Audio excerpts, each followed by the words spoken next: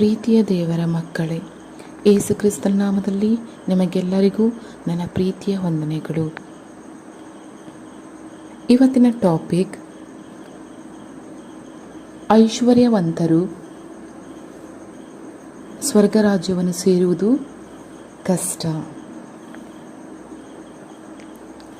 ಮತ್ತಾಯ 19ನೇ ಅಧ್ಯಾಯ 24ನೇ ವಚನದಲ್ಲಿ, ಐಶ್ವರ್ಯವಂತನು ದೇವರ ಸಾಮ್ರಾಜ್ಯವನ್ನು ಪ್ರವೇಶಿಸುವುದಕ್ಕಿಂತಲೂ ಒಂಟೆಯು ಸೂಜಿಯ ಕಣ್ಣಿನಲ್ಲಿ ನುಸುಳುವುದು ಸುಲಭ ಎಂಬುದು ನಿಜ. ಇದು ಯೇಸುಸ್ವಾಮಿ ಹೇಳಿದ ಮಾತು. ಅದರ ನಿಜವಾದ ಅರ್ಥ ಹೀಗಿದೆ: ಹಿಂದಿನ ಕಾಲದಲ್ಲಿ ಊರ ರಕ್ಷಣೆಗೆ ಕೋಟೆಗಳನ್ನು ಕಟ್ಟುತ್ತಿದ್ದರು ಅಲ್ಲವೇ? ಅದಕ್ಕೆ ಒಂದು ಬಾಗಿಲಿಡುತ್ತಿದ್ದರು. ಅಲ್ಲಿ ಕಾವಲಿನ ಸೈನಿಕರಿರುತ್ತಿದ್ದರು. ಸಂಜೆಯಲ್ಲಿ ಅದನ್ನು ಮುಚ್ಚಿ ಬೆಳಗ್ಗೆ ತೆರೆದಿಡುತ್ತಿದ್ದರು. ಆದರೆ ಪ್ರತಿ ಕೋಟೆಗೂ ಒಂದು ಗುಪ್ತ ದಾರಿ ಇರುತ್ತಿತ್ತು. ಇದಕ್ಕೆ ಸೂಜಿ ಕಣ್ಣು ಎನ್ನುತ್ತಿದ್ದರು. ಈ ಗುಪ್ತದಾರಿ ಬಹು ಕಿರಿದಾಗಿದ್ದು ಮನುಷ್ಯನು ತೆವಳಿಕೊಂಡು ಹೋಗುವಷ್ಟು ಇರುತ್ತಿತ್ತು. ಒಂದು ವೇಳೆ ಒಂಟೆಯ ಸಹಿತ ಹೋಗಬೇಕಾದರೆ ಒಂಟೆಯ ಕಾಲುಗಳನ್ನು ಮಡಚಿ ಸ್ವಲ್ಪ ಸ್ವಲ್ಪವೇ ತೆವಳಿಕೊಂಡು ಬಹು ಕಷ್ಟದಿಂದ ಹೋಗಬೇಕಿತ್ತು. ಹೀಗೆ ಒಂದು ಒಂಟೆ ಬಹು ಪ್ರಯಾಸದಿಂದ ಅಂತೂ ಹೋಗುತ್ತಿತ್ತು. ಅದೇ ರೀತಿ ಐಶ್ವರ್ಯವಂತರು ದೇವರನ್ನು ಸೇರುವುದು ಈ ಸೂಜಿ ಕಣ್ಣೆಂಬ ಕೋಟೆಯ ಇಕ್ಕಟ್ಟಾದ ಮಾರ್ಗದಲ್ಲಿ ಒಂಟೆ ಪ್ರಯಾಸದಿಂದ ಹೋದಂತೆ ಎಂದು ಹೇಳಿದರು.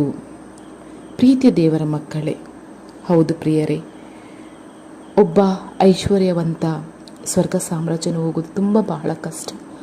ಏಕೆಂದರೆ ಅವನ ಜೊತೆ ಇರುವ ಹಣ ಇರ್ಬೋದು, ಆಸ್ತಿ ಇರ್ಬೋದು, ಅಂತಸ್ತಿರ್ಬೋದು, ಬಂಗಾರ ಇರ್ಬೋದು, ಬಿಸ್ನೆಸ್ ಇರ್ಬೋದು, ಅದೇ ಅವನಿಗೆ ಹೆಚ್ಚು ಎಂದು ತಿಳಿದುಕೊಳ್ಳುತ್ತಾನೆ. ಆದರೆ ಅದೆಲ್ಲ ನಶ್ವರ. ಅದು ಯಾವತ್ತೂ ನಮ್ಮ ಪಾಲಿಗೆ ಉಳಿಯುವುದಿಲ್ಲ. ಸತ್ತ ತಕ್ಷಣ ಅದು ಯಾವುದು ಕೂಡ ನಮ್ಮ ಜೊತೆ ಬರುವುದಿಲ್ಲ ಎಂದು ಅವನಿಗೆ ಗೊತ್ತಿದ್ದರೂ ಕೂಡ ಅದನ್ನು ಬಿಟ್ಟು ಬರಲು ತುಂಬ ಪ್ರಯಾಸ ಪಡುತ್ತಾನೆ, ಕಷ್ಟಪಡುತ್ತಾನೆ, ಸಂಕಟ ಪಡುತ್ತಾನೆ. ಆದ್ದರಿಂದ ಯೇಸು ಸ್ವಾಮಿ ಈ ಒಂದು ಸಾಮ್ಯದ ಮೂಲಕ ನಮ್ಮನ್ನು ಎಚ್ಚರಪಡಿಸುತ್ತಿದ್ದಾರೆ.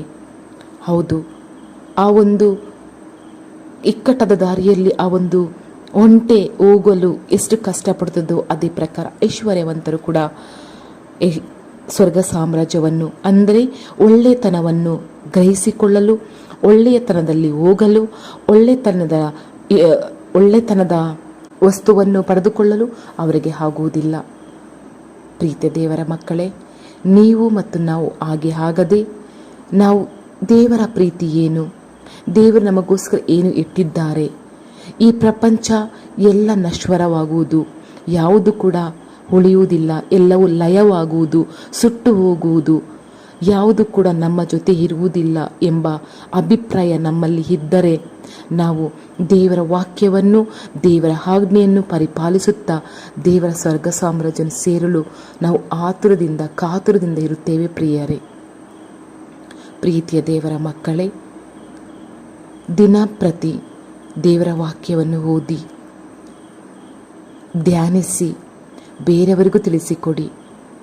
ಯೇಸುವಿನ ಪ್ರೀತಿ ಎಷ್ಟೊಂದು ಮಧುರ, ಎಷ್ಟೊಂದು ಪ್ರೀತಿ, ಎಷ್ಟೊಂದು ರುಚಿ ಎಂದು ಯೇಸು ಕ್ರಿಸ್ತ ನಾಮದಲ್ಲಿ ನಿಮಗೆಲ್ಲರಿಗೂ ವಂದನೆ ತಿಳಿಸುತ್ತೇನೆ. ಹಾಗೂ ನನ್ನ ಹೃದಯಪೂರ್ವಕದಿಂದ ನಿಮಗೆ ನನ್ನ ಧನ್ಯವಾದಗಳು. Amen, amen. In the name of Jesus Christ. Thank you Lord Jesus Christ. I love you Jesus. I love you God. I love you Holy spirit.